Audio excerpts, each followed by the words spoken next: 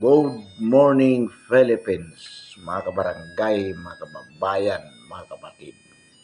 Ngayon po ay araw ng Sabado, November 30, 2024. Patuloy po ang ating panawagan sa ating mga kababayan na magtungo po sa EDSA upang matagumpay nating mailunsad ang EDSA 3. Nang sa ganon po, mga kabarangay, mga kababayan, mga kapatid, atin pong mapagtagumpayan na mapatalsik ang bangag na Pangulo kasama ang kanyang bangag na administrasyon at mabuwag po ang most corrupt 19th Congress na pinamumunuan po ni Martin Romualdez with respect to House of the Representatives at ang Senado with respect o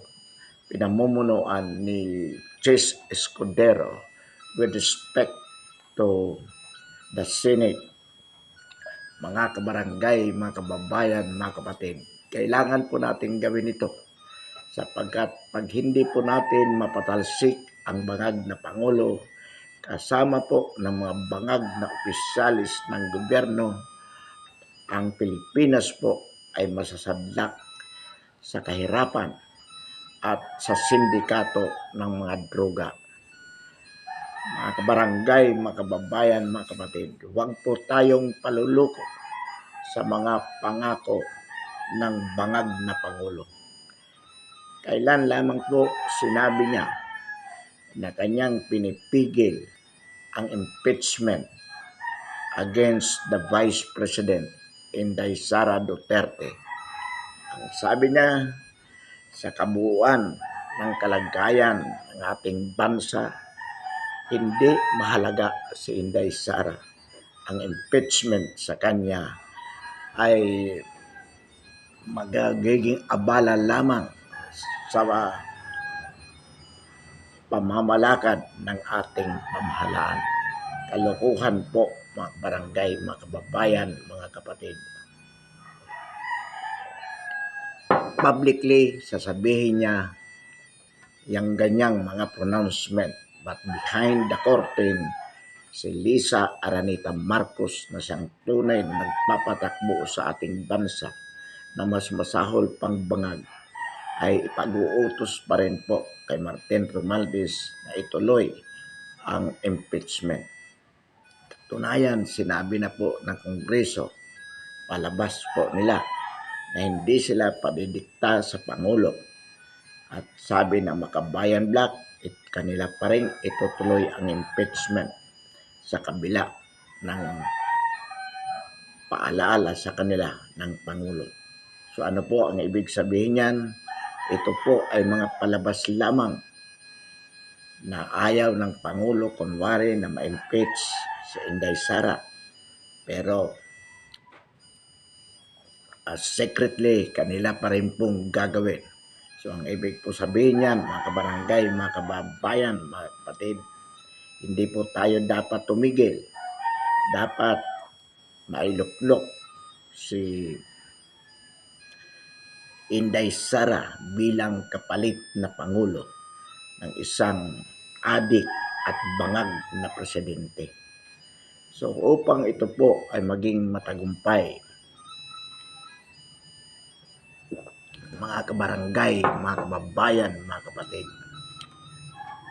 tinatawagan po natin ang lahat ng sektor ng ating lipunan na magtungo po sa EDSA Shrines upang patuloy na dumami ang mga tao sapagkat naniniwala po tayo pag nakita po ng military na millions na ang tao sa EDSA, hindi po magdadalawang isip ang military at ang mga polis na mag-withdraw ng kanilang suporta sa kanilang commander-in-chief. At yan po ang magiging dahilan upang tumakas sa Malacanang o mag-resign si BBM. Alam po natin, mga kabarangay, mga kababayan, mga kapatid, si BBM po ay mayroon na pong trauma yan sa people power sapagkat noong 1986, nung pinatalsik ang kanyang ama, siguro si BBM po ay mga nasa age 20. So, ibig sabihin na alaala na niya ang mga pangyayari noon at naging malaking trauma sa kanila yan. Kaya ngayon, maalaala niya ang nangyari noong 1986, yan po ay takot na rin. Ang tingin po natin dyan, ang pumipigil na lamang sa kanya upang umalis sa Malacanang ay ang kanyang asawa at ang kanyang mga advisor na sakim sa kapangyarihan. Pero as to BBM, naniniwala po tayo na iyan ay bahag na ang buntok at iyan ay nagbabalak ng umalis sa Malacanang. So tinatawagan po natin ang mga estudyante na saan na po kayo? Mga estudyante, Student Council ng UP, ng PUP, ng UST, ng UE, ng FEU, ng Sanbida, lahat po ng mga universidad, lalong-lalo na po sa Metro Manila. Ngayon po kayo gumalaw, ito po ay para sa inyo, mga estudyante. Naging Pangulo po si PRRD noong 2016 sapagkat sinuportahan po siya ng mga estudyante. At ngayon, magiging Pangulo si Inday Sara kung inyo pong susuportahan. So tinatawagan po namin kayo. Ang simbahan, sa bagay po, nagpahayag na ang isang Archbishop ng Maynila na sa katauhan ni Archbishop Advincula. Ito po, hindi natin personal narinig ang kanyang pahayag pero marami po sa balita ang nagsabi na itong si Archbishop Advincula ay nagpahayag na rin ng kanyang suporta sa people power sapagkat naniniwala sila na dapat na po talagang palitan ang kasalukuyang Pangulo because this is the most corrupt governance ever in history. So, tinatawagan po natin ang simbahan, ang mga estudyante at ang iba't ibang NGO na magpunta na po sa EDSA. Nananawagan din po tayo sa ating mga kababayan na may kakayahan na mag-sponsor po ng mga sasakyan patungo sa EDSA. Alam po natin maraming gustong pumunta doon pero wala pong pamasahe. Kaya kung mayroon pong mag-sponsor mula sa mga komunidad na sasakyan, marami pong sasama. Halimbawa po, tinatawagan natin ang mga komunidad na malapit po dyan. Taguig, Pateros, Makati, Pasay, Quezon City, Caloocan, Las Piñas, Parañaque, Muntinlupa, at yung mga karatig po na lugar, Valenzuela, San Pedro. So marami po. So nananawagan po tayo sa Marikina, Antipolo.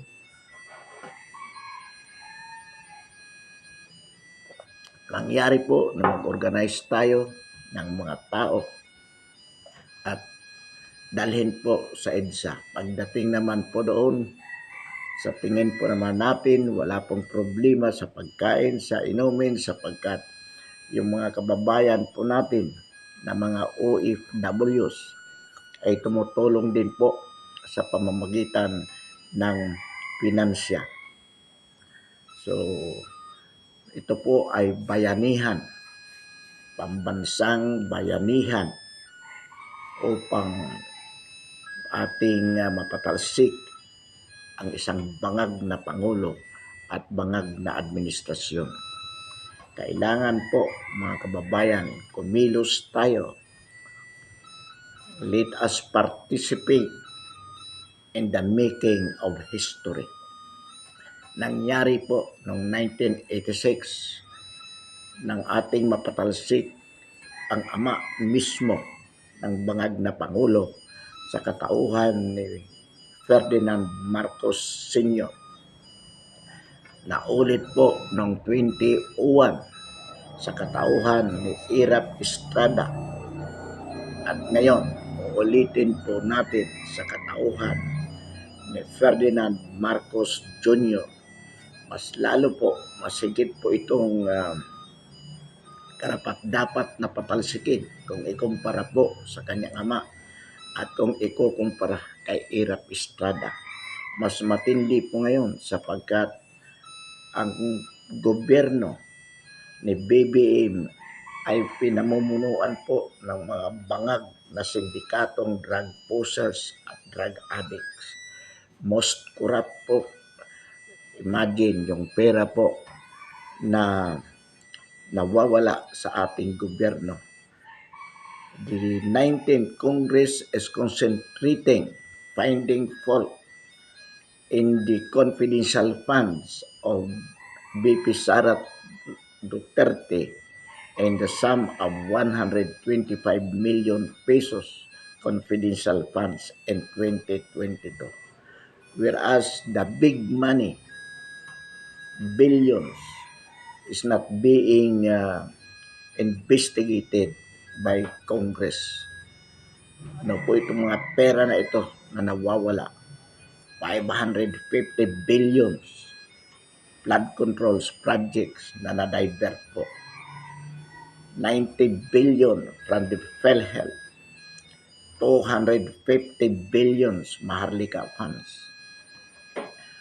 129 billions na pinagbintahan po ng gold reserves. 700 billions and program funds. At mayroon pa pong 179 billions. Ito po pala itong mga ayuda-ayuda na ito na hindi natin alam kung magkano ang totoong napupunta sa mga ating kababayan na di umano ito ang beneficiary nitong mga tupad, AKAP, so forth and so on. So ang ibig po sabihin nito mga kabarangay, mga kababayan, mga kapatid, talagang sinisip-sip ng kurap na gobyerno ni BBM ang kaban ng bayan. Namumuhay po sila ng marangya, mamahaling relo, mamahaling kutsi, kabi-kabila ang kanilang mga pagpapasarap sa buhay, konserto. Samantalang ang sambayan ng Pilipino ay naghihirap po. So, ang solusyon po dito, mapatalsik ang bangag na Pangulo at ang kanyang bangag na administrasyon. Huwag po tayong matatakot mga kabarangay, mga kababayan, mga kapatid. Sapagkat marami pong sumusuporta sa atin na mga kapulisan, na mga military. Naghihintay lamang po sila ng tamang pagkakataon upang magdeklara ng kanilang withdrawal of support to their commander-in-chief. Ano po ang tamang pagkakataon? Ito po ay ang numero ng mga tao na pupunta sa EDSA na magpapakita that the majority of the Filipino people are no longer supporting the president. Pag nakita po nila na millions na po ang tao sa EDSA na nagpapahayag ng kanilang withdrawal of support to the present government, susunod po ang military at ang kapulisan. Hindi po yan magkakagulo mga kabarangay, mga kababayan, mga kapatid. Basta tiyakin po natin na hindi manggagaling ang gulo sa ating hanay. So kailangan po disiplinado at sumunod sa mga instructions ang mga tao po na pupunta sa EDSA. Kailangan pupunta po tayo ng ating intensyon ay makibahagi sa paglikha ng kasaysayan ng ating bansa na mapatalsik ang bangag na Pangulo at ang bangag na administrasyon. Kahapon lamang po, mga kabarangay, mga kababayan, mga kapatid, sa isang balita, 6 na taong gulang na bata kasama ang kanyang ina, pinukpok po ng martilyo na ang sabi mismo ng mga kapulisan nung tinanong kung ano ang motibo, ang nakikita nilang motibo ay droga. So ibig po sabihin ganito, mapanganib ang ating lipunan with the drug addict president and drug addict governance. Nakita naman po natin sa Kongreso, mga barangay, mga kababayan, mga kapatid, kung paano nila tinitingnan, tinuturing na bayani ang mga drug pushers, ang mga addict, samantalang ipinapako sa krus ang dating Pangulong PRRD na siyang naglinis sa ating lipunan mula sa mga droga. Gusto nila ito ang ipakulong. Gusto nila kasama si Inday Sara na ipakulong din nang sa ganun mawalan po sila ng balakid sa kanilang pagsisindikato na limasin ang kaban ng bayan. Huwag po tayong paluluko sa ginagawa nitong Quadcom na ito at nitong Committee on Good Governance and Accountability sa lower house na sinasabi nila kaya nila ginagawa ito, imbestigahan ang 125 million confidential funds ng Vice Presidente ay upang protektahan ang pera ng mga taxpayers. Hindi po totoo yan, panluloko yan, sapagkat kung totoo talagang gusto nilang proteksyonan ang pera ng sambayan ng Pilipino, dapat iniimbestigahan po nila itong mga billions na nawawala na hindi alam kung nasaan. Ang totoo niyan, kaya nila iniimbestigahan upang ikondisyon ang publiko na most corrupt si Inday Sara. Iniimbestigahan nila ang AJK upang maipakulong si PRRD sapagkat alam nila na si PRRD ay kritiko. Hindi po nila mapipigilan na magsalita ito laban sa kanilang kabulastugan. Kaya kailangan maalis nila sa kanilang landas sa pamamagitan ng pagpapakulong sa mag-amang Duterte. Na kung titingnan po natin, mga kabarangay, mga kababayan, mga kapatid, ito po ang tunay na nagmalasakit sa sambayan ng Pilipino. Kaya ipakita po natin ang suporta natin sa ating Vice Presidente na hindi po tayong kayang lukuhin ng isang bangag na Pangulo at bangag na administrasyon. Muli po ang ating panawagan sa simbahan, lalong-lalo na sa mga kabataan at sa lahat ng sektor ng ating lipunan. Ito na po ang tamang panahon para gumalaw ang lahat. Makibahagi po sa paglikha ng bagong kasaysayan ng ating bansa. Makibahagi na patalsikin ang isang bangag na Pangulo at ng kanyang bangag na administrasyon. Buwagin ang napakatiwaling 19th Congress na pinamumunuan po ng parehong bangag at sakim na Pangulo ng Senado sa katauhan ni Chis Escudero at ni Martin Romualdez with respect to House of Representatives. Nakikitang-kita po natin dito, mga kabarangay, mga kababayan. Imagine kung totoo pong hindi mahalaga si Inday Sara, bakit lahat ng makinarya ng gobyerno ginagamit po ng bangag na Pangulo upang gipitin ang Vice Presidente? Halimbawa po dyan, sinampahan po ng NBI ng kaso ang ating Vice Presidente ng under the anti-terrorism law. Ano po ibig sabihin yan? Ang turing ng pamahalaan sa ating Vice Presidente ay isang terorista. Samantalang po si Castro, convicted criminal, nasa lower house siya po ang nagsusulong ng mga contempt, citing contempt of the resource speakers. Convicted criminal po ito. Bakit ayaw tanggalin ng Kongreso o ng lower house?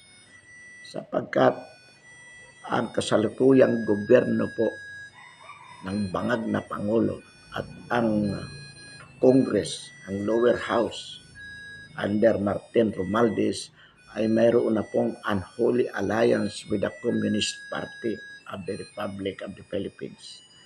Ito pong CPP, NPA, NDF ay kasabwat na rin po ng kasalukuyang gobyerno. Nakikipagsabuatan po sila dahil alam po nila na hindi nila makukuha ang buong persa ng kapulisan at kasundaluhan. Kaya nakipagsabuatan po sila sa CPP, NPA, NDF upang kanilang magamit ito na takutin ang sambayan ng Pilipino. Ano po ang katibayan? Ang magsusulong po ng impeachment against Inday Sara ay ang Makabayan Black. Ang Makabayan Black po ang legal front ng CPP, NDF. CPP, NPA, NDF. So, yan po ang katunayan. Convicted na si Franz Castro pero hindi pa po tinatanggal ng Kongreso. Samantalang si Tibis hindi pa convicted sa korte, tinanggal po nila. Naalala po natin, isang Simpson congressman na nahuli sa Singapore ba yun? Umamin doon, nag-plead guilty. Pagdating po dito, tinanggal na nila sa Kongreso. Bakit si Franz Castro? Hindi po nila matanggal. Sasabihin nila dahil ang kaso ay under appeal. Ay yung kay Tibis nga po hindi pa convicted, tinanggal nila . So, ang ibig sabihin, hindi po nila tinatanggal si Castro sapagkat mayroon silang unholy alliance with the CPP, NPA, NDF. Alam po natin mga kabarangay, mga kababayan, mga kapatid, na si Browner, Chief of Staff of the Armed Forces, at itong si Marbel, PNP Chief, hindi po ito gagalaw against the adik president. Bakit? Sapagkat sa balita po natin, itong mga high-ranking general sa Armed Forces at sa PNP, binigyan po o binayaran ng tagpa 5 billion pesos para sila ay manatiling loyal to the chain of command with the adik president. So, kaya po hindi gumagalaw yung mga higher ranking officials both in the PNP and in the armed forces. Pero hindi po tayo umaasa sa kanila, mga kabarangay, mga kababayan, mga kapatid. Inaasahan po natin ang rank and files personnel of the armed forces and in the PNP, starting with the ground commanders. Alam po natin, hindi nila kayang mabayaran ito lahat. Marami po dyan ang hindi magpapabayad. At ito po ang susuporta sa sambayan ng Pilipino sa oras na makita nila na talagang tuloy-tuloy na ang paglulunsad ng EDSA-3. So, inuulit po natin ang ating panawagan sa lahat ng sektor ng ating lipunan, lalong-lalo na po dito ang malapit o nasa loob ng Metro Manila, mga simbahan, mga estudyante, at iba't ibang NGOs, kumilos po tayo. Ito na po ang oras ng tamang panahon para patalsikin ang bangag na Pangulo at ang kanyang bangag na administrasyon. Gawin po natin itong pamasko sa sambayan ng Pilipino. Marami pong salamat mga kababayan.